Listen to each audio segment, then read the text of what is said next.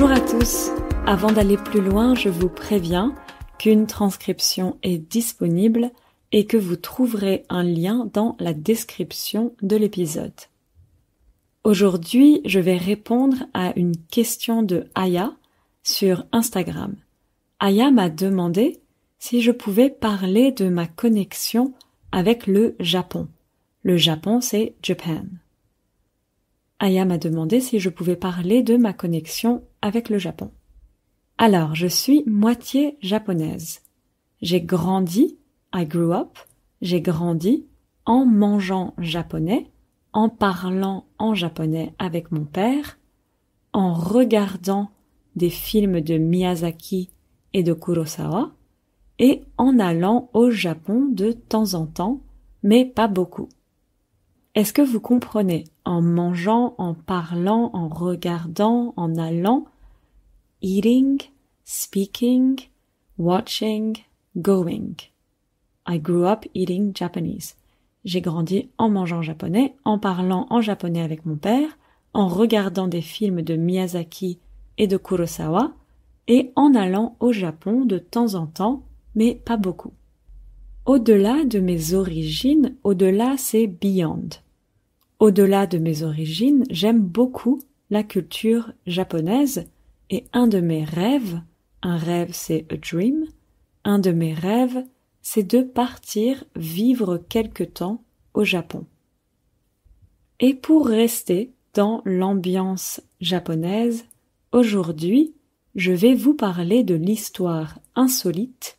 Insolite, c'est unusual, une histoire insolite. Je vais vous parler de l'histoire insolite d'un jeune Français qui est parti au Japon à la fin du XIXe siècle. At the end of the 19th century. À la fin du XIXe siècle. Est-ce que vous avez vu le film Le Dernier Samouraï, The Last Samurai, Le Dernier Samouraï avec Tom Cruise? C'est l'histoire d'un capitaine américain qui est capturé par des samouraïs au Japon et qui finit par se rallier à la cause des samouraïs. Se rallier à une cause, c'est to join a cause. Il finit par se rallier à la cause des samouraïs. Eh bien, le personnage de Tom Cruise est en fait inspiré d'un personnage qui a bien existé et qui n'était pas américain, mais français. Son nom, c'est Jules Brunet, le véritable dernier samouraï.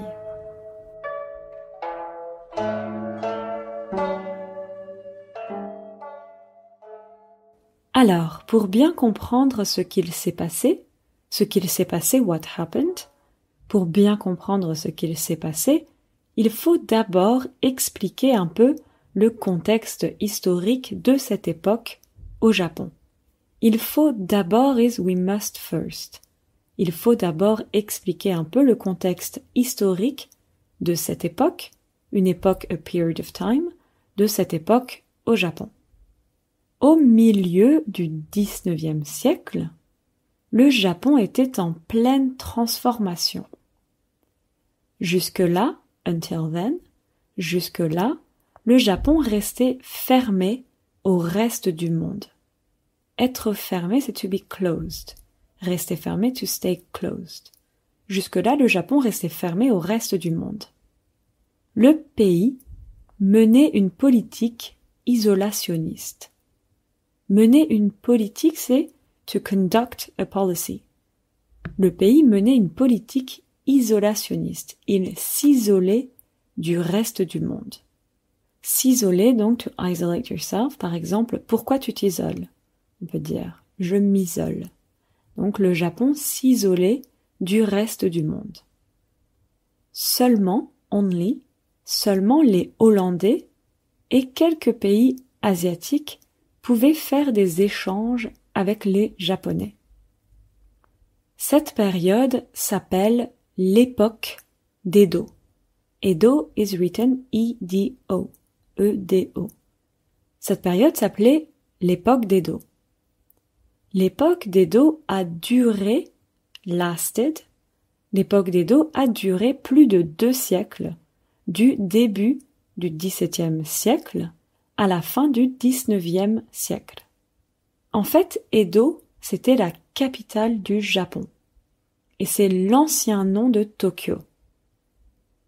So Edo used to be the capital of Japan. It's the old name from Tokyo. En fait, Edo, c'était la capitale du Japon et c'est l'ancien nom de Tokyo. À la moitié du XIXe siècle, la révolution industrielle démarre en Europe et se propage dans beaucoup de pays. Se propager, to spread. À la moitié du XIXe siècle, la révolution industrielle démarre en Europe et se propage dans beaucoup de pays.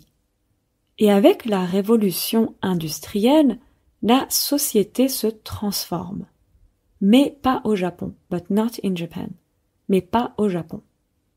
Comme je disais avant, le Japon était isolé du reste du monde. Et donc le Japon restait un pays très traditionnel. Le pays était dirigé par 2 chefs. Le pays était dirigé, the country was run. Le pays était dirigé par 2 chefs.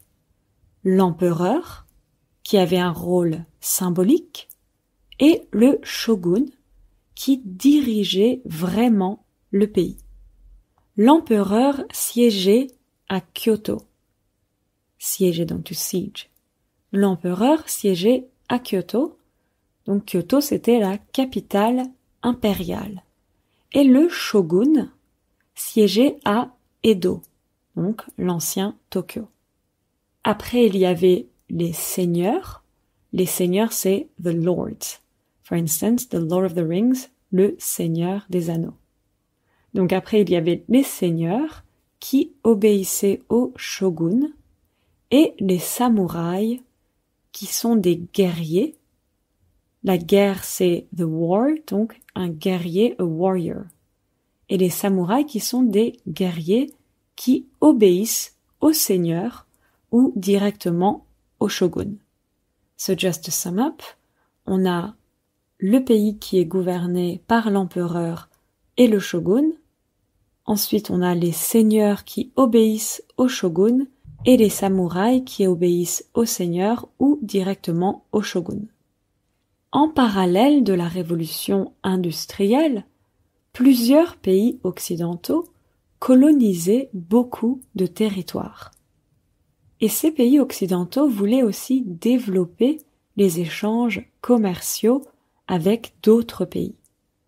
Comme le Japon menait une politique isolationniste, comme le Japon menait, c'est as Japan was running, comme le Japon menait une politique isolationniste, il était fermé au reste du monde et donc les pays occidentaux ne pouvaient pas faire d'échanges commerciaux avec le Japon. Et donc, en 1853,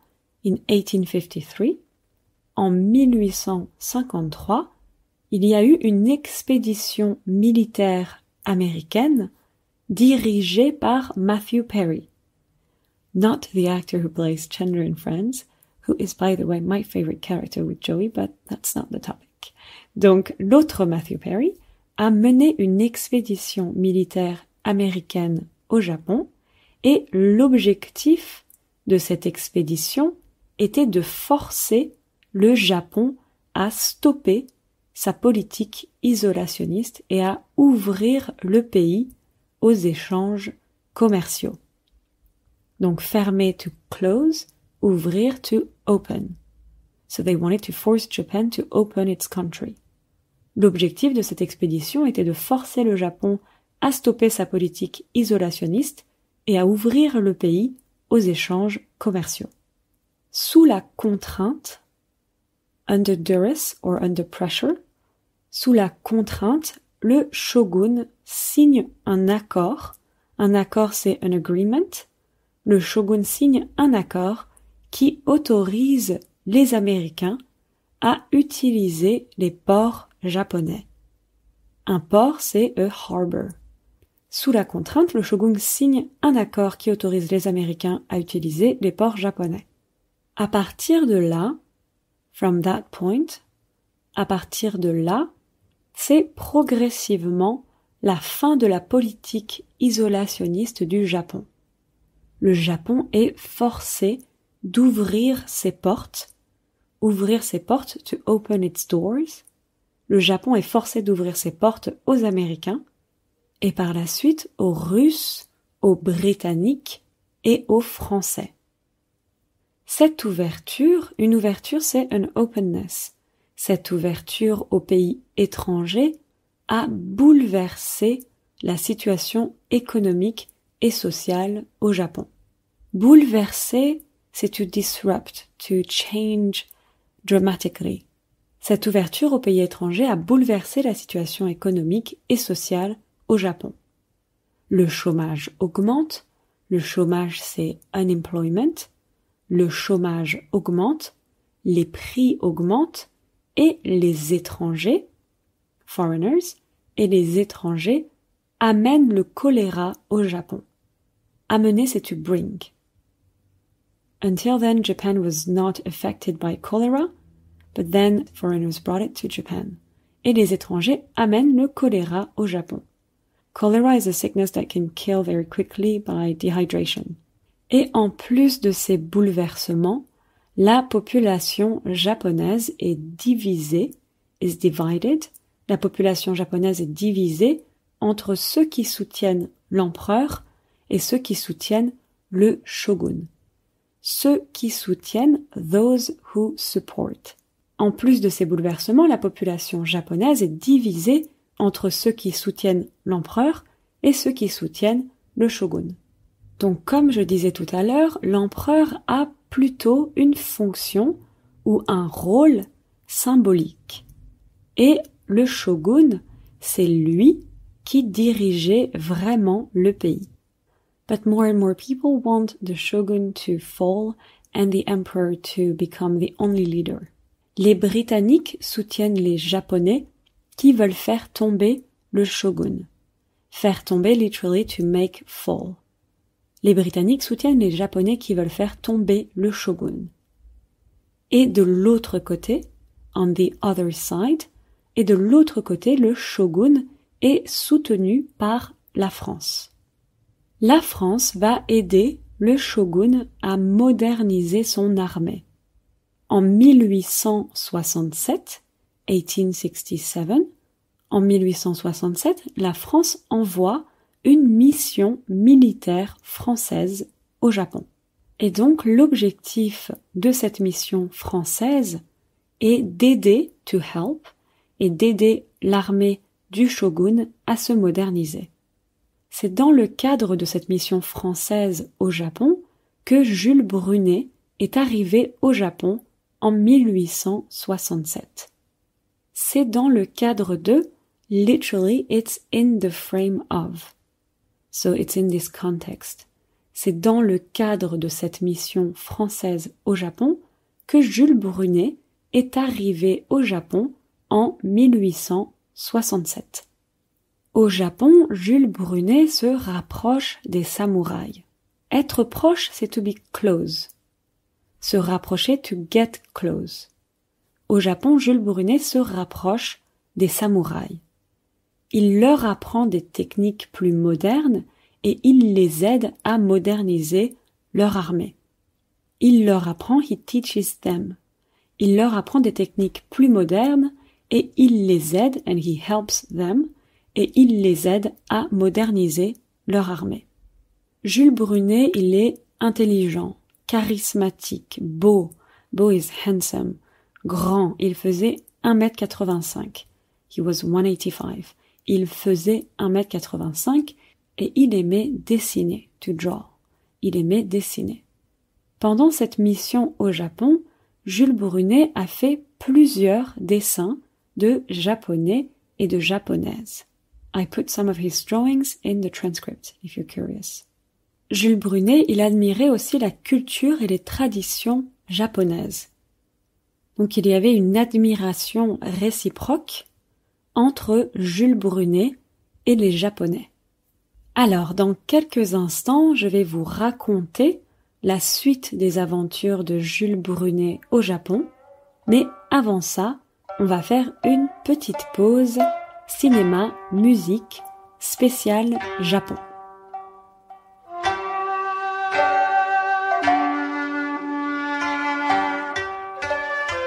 Le film dont je vais vous parler est donc un film japonais.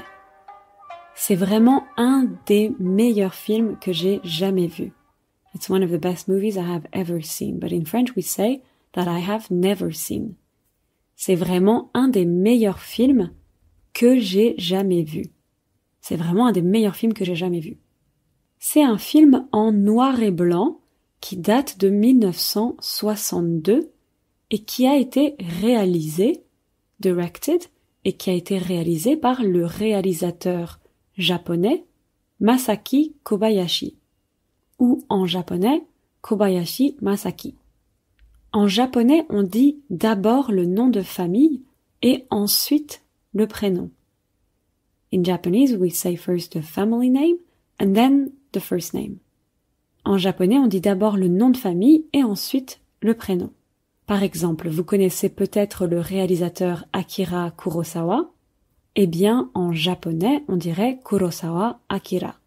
On dit d'abord le nom de famille. Donc, c'est un film de Masaki Kobayashi ou Kobayashi Masaki. Et ce film s'appelle Harakiri, ou Seppuku en japonais. In Japanese, you can say both Harakiri or Seppuku. En japonais, on peut dire Harakiri ou Seppuku. Les deux mots sont écrits avec les mêmes caractères. So both words are written with the same characters. In French, we say les caractères aussi. Les deux mots sont écrits avec les mêmes caractères. Hara ou hara, ça veut dire le ventre, stomach. Hara, ça veut dire le ventre, et kiri, ça vient de kiru, qui veut dire couper, to cut. So literally, to cut the belly. Hara, ça veut dire le ventre, et kiri, ça vient de kiru, qui veut dire couper. Comme vous savez sûrement, le harakiri ou le seppuku, c'était une manière de se donner la mort chez les samouraïs. Se donner la mort.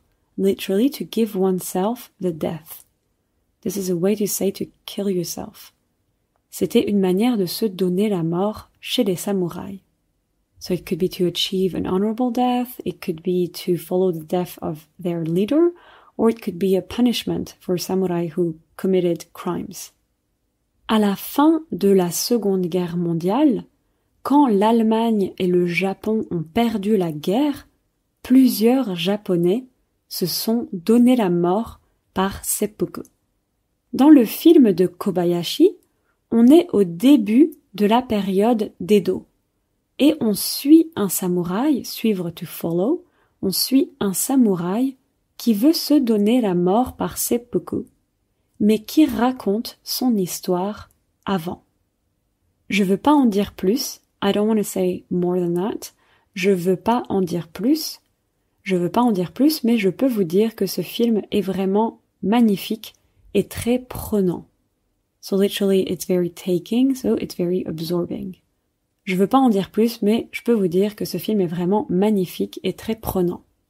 Et alors, niveau musique, je vais vous parler d'un collectif qui s'appelle Geino Yamashiro-gumi. Pour ceux qui connaissent Geino Yamashiro-gumi, ils ont fait la musique du film Akira. Et Geino Yamashiro-gumi, c'est un collectif musical qui regroupé together, qui regroupe des centaines de personnes qui font plein de métiers différents. Journalistes, ingénieurs, docteurs, étudiants, etc. Et ils ont fait un morceau qui n'est pas très connu mais qui est incroyable. Personnellement, c'est mon morceau japonais préféré. It's my favorite Japanese piece. Personnellement, c'est mon morceau japonais préféré. Ce morceau n'est pas disponible sur Spotify, donc je vous ai mis un lien YouTube dans la description de l'épisode si vous avez envie de l'écouter. Chaque fois que j'écoute ce morceau, j'ai la chair de poule. La chair, c'est the flesh. Human flesh, la chair humaine, par exemple. La poule, the hen. The chicken and the hen, le poulet et la poule. Chaque fois que j'écoute ce morceau, j'ai la chair de poule. Ça veut dire I have goosebumps. J'ai la chair de poule. On disait tout à l'heure que Jules Brunet est arrivé au Japon en 1867 pour former les guerriers japonais. Former, c'est to train. Pour former les guerriers japonais ou samouraïs et moderniser leur armée. Donc, Jules Brunet est arrivé au Japon en 1867 pour former les guerriers japonais ou samouraïs et moderniser leur armée. 1 an après l'arrivée de Jules Brunet au Japon, le nouvel empereur japonais prend le pouvoir. Prendre le pouvoir, literally to take the power. 1 an après l'arrivée de Jules Brunet au Japon, le nouvel empereur japonais prend le pouvoir. Il prendra le nom de Meiji, l'empereur Meiji. Et dans la même année, il y a eu une guerre civile entre ceux qui soutiennent l'empereur et ceux qui soutiennent le shogun. Jules Brunet combat aux côtés des samouraïs. Jules Brunet fights alongside the samurais. Jules Brunet combat aux côtés des samouraïs et pour le shogun. Mais l'armée du shogun perd contre l'armée de l'empereur. Perdre contre, to lose against. L'armée du shogun perd contre l'armée de l'empereur. La France décide alors d'adopter une position neutre et de ramener to bring back, et de ramener ses hommes au pays. La France décide d'adopter une position neutre et de ramener ses hommes au pays. Mais Jules Brunet refuse de quitter le Japon. Il veut rester avec ses frères samouraïs. Ses frères, his brothers. Jules Brunet refuse de quitter le Japon, il veut rester avec ses frères samouraïs. Il abandonne son statut de capitaine et décide de rester au Japon pour aider ses frères samouraïs. 9 autres officiers français, 9 other French officers, 9 autres officiers français restent au Japon avec Jules Brunet. Le shogun et son armée partent à Hokkaido, l'île au nord du Japon. Hokkaido is an island in the north of Japan. Le shogun et son armée partent à Hokkaido, l'île au nord du Japon, pour former une résistance. Jules Brunet et les 9 officiers français partent à Hokkaido avec eux. Mais cette résistance ne durera pas longtemps. Durer donc, to last, ne durera pas, won't last. Ne durera pas. But when we speak quickly, we say ne durera pas. Mais cette résistance ne durera pas longtemps. C'est la fin du shogun. C'est la fin du shogun. L'empereur Meiji est le chef du pays. Le seul chef. Jules Brunet et les 9 officiers français sont ramenés dans le pays par un navire français. Un navire is a boat. In French, you can say un bateau or un navire. Jules Brunet et les 9 officiers français sont ramenés dans le pays par un navire français. L'empereur Meiji déménage de Kyoto à Edo. Déménager, to move. For instance, to move from one apartment to another apartment. Déménager d'un appartement à un autre appartement. L'empereur Meiji déménage de Kyoto à Edo. Et il décide de changer le nom de la ville. Edo devient Tokyo. Edo becomes Tokyo. Edo devient Tokyo. Literally, Tokyo means capital of the East. La capitale de l'Est. Donc, c'est la fin de la période d'Edo et le début de l'ère Meiji. Une ère is an era. Donc, c'est la fin de la période d'Edo et le début de l'ère Meiji. Sous l'ère Meiji, le Japon va beaucoup se moderniser, s'industrialiser et s'occidentaliser. Les Japonais adoptent de plus en plus un mode de vie occidental. En français, on peut dire un mode de vie ou un lifestyle.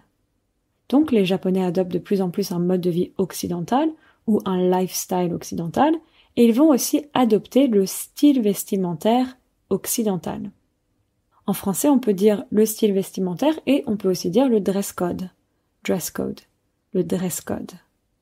Donc les Japonais adoptent de plus en plus un mode de vie ou un lifestyle occidental et ils vont aussi adopter le style vestimentaire ou le dress code occidental. Sous l'ère Meiji, les samouraïs ont la vie dure. Avoir la vie dure, literally to have the hard life, so it's when you're having a hard time. Sous l'ère Meiji, les samouraïs ont la vie dure. Et l'armée moderne de l'empereur met fin, puts an end, met fin à toute révolte de la part des samouraïs. Progressivement, c'est la fin de l'ère des samouraïs. L'Empire du Japon s'inspire des pays occidentaux. Il crée un parlement et adopte une constitution. Et tout comme les pays occidentaux, l'Empire du Japon se lance dans des guerres de colonisation. Se lancer dans quelque chose, ça veut dire to get started in something. Et tout comme les pays occidentaux, l'Empire du Japon se lance dans des guerres de colonisation. For those who wonder, when Jules Brunet was back in France, the Japanese Empire requested that Jules Brunet be punished in France, but his action and his loyalty were supported in France, so Jules Brunet didn't suffer any major repercussion when he got back in France. Some years later, the Japanese imperial government actually forgave Jules Brunet's action and awarded him with very significant medals. Voilà, j'espère que vous avez bien aimé cet épisode et que vous avez appris des choses sur l'histoire du Japon. Et donc, je vous dis à très bientôt. Ciao, ciao!